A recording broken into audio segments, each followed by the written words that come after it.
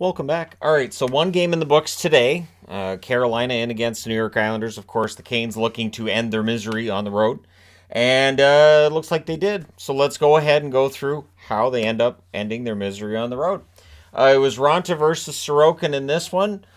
Ronta holds on to an early shot from the Isles. Aho. The shots are 3-0 for New York at a minute and a half. Pollock has a shot that deflects out. Martin throwing some early hits out there, getting the crowd into it early on. There's an ozone penalty then for the Islanders that puts the Canes on the power play. So this is where the penalties really start, and it was kind of insane to start the game how many penalties were being called, considering how few were called not long after. So Natchez and Mayfield are unfriendly. There's some anti-ref chants that are getting chanted, and I'm not repeating what was said, but it's not just ref, you suck. It was in there somewhere, but there were other things being said about the referee. So Pollock flattens Drury, and then we end up with a minute and 11 seconds of 5-on-3. So you can't do that against the Canes. They reviewed it as a 5-minute penalty for Pollock, and Drury exits on the play. He would not return. The penalty is reduced to 2 minutes, but it's still a 5-on-3, and they score during that. It is Jarvis from Nason and Burns at 4:05. Jarvis just at the side of the net, he buries it. Was a nice pass by Nason. No chance on that play at all for the goaltender, and so it's 1-0. The Canes set up and cycled the 5-on-4. Clutterbuck clears. We then had 20 seconds of 4-on-4. The Islanders' power play would follow that. Everything's killed off. The Canes really prevent a setup. The Islanders don't get much of a look on their power play. The Islanders have a 3-on-2. That gets broken up. The Islanders go back to the power play. And then we have Barzal and Burns have an offsetting penalty. They gave an embellishment to Barzal. I don't know how you embellish that, but okie dokie.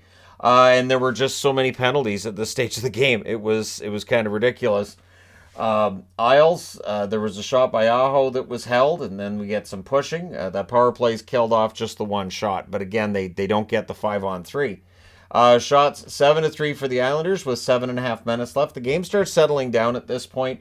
Jarvis is denied and close. Burns has a shot that's turned aside as well. Then there was a post for the Isles version of Aho, who was far more prominent today than in previous games, I thought. Teams exchange rushes. The Canes press in the final minute, and there's some pushing and sticking at each other at the horn because it's sort of what happens. So in that first period, there's, 18 power plays. At least it felt that way.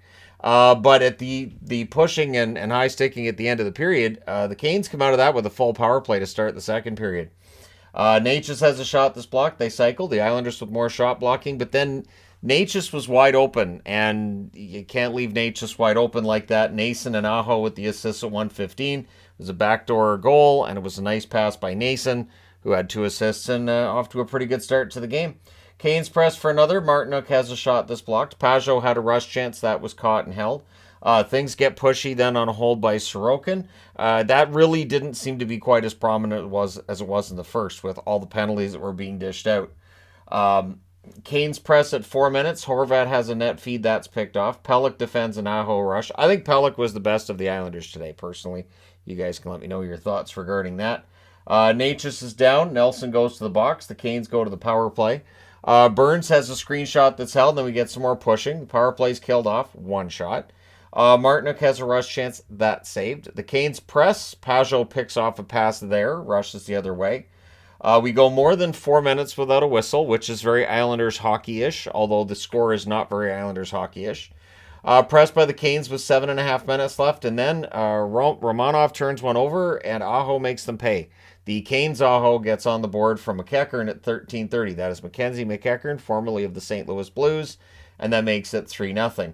Islanders not getting a lot of room out there. They were getting some good forechecks and some zone time, not really getting the shots that you would want if you're an Islanders fan. Burns then has a shot hit the crossbars. The Canes press.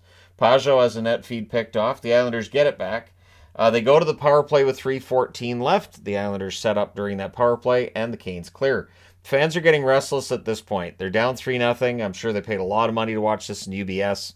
They're well aware that if the Canes win this game, what that means for their playoff chances, right? So power play killed off, and the Islanders are now 0 for 3 in the game, and that was the end of their power plays. Pesce has a shot that's blocked. The Canes press to close, and there were some boo birds out at the end of that second period. I totally get it.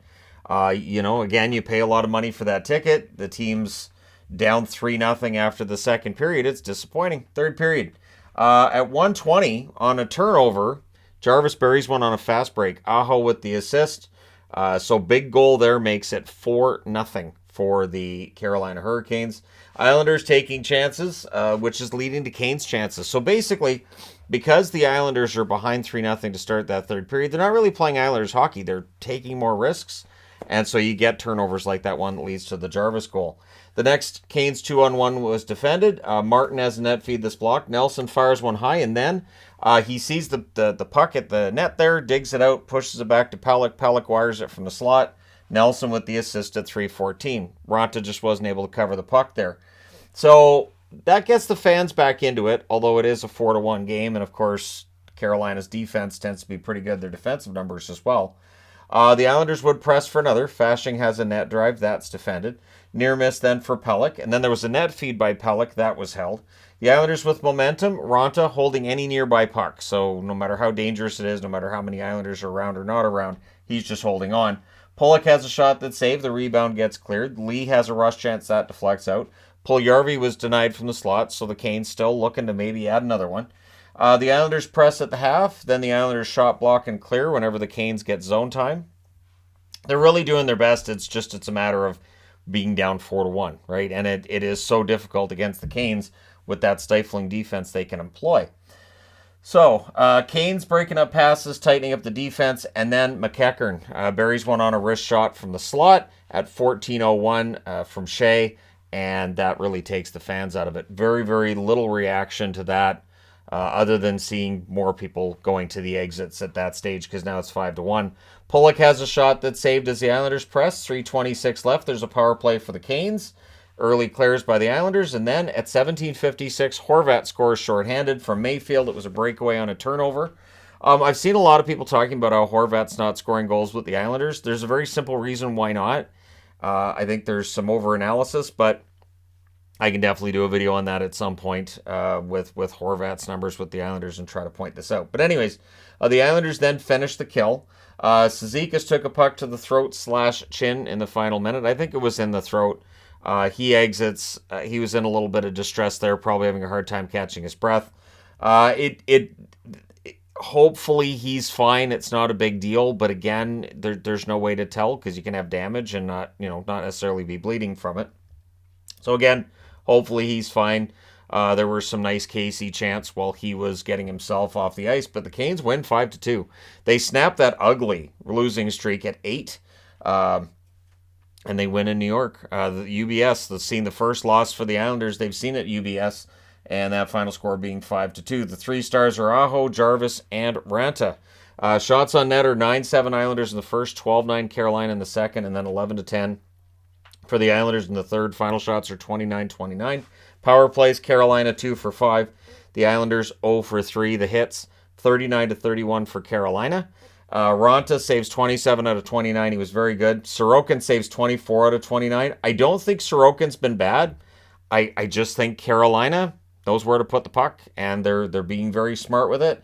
And for a team that struggled, really, really struggled last year with offense in the playoffs, and they struggle with the offense at times during the regular season, postseason they've done pretty well against the Islanders. But let me know your thoughts in the comments section below, as always. Don't forget to hit like and subscribe if you're browsing your way through, you just happened upon this video. Thank you guys so much for watching, for all your support. I will talk to you again soon.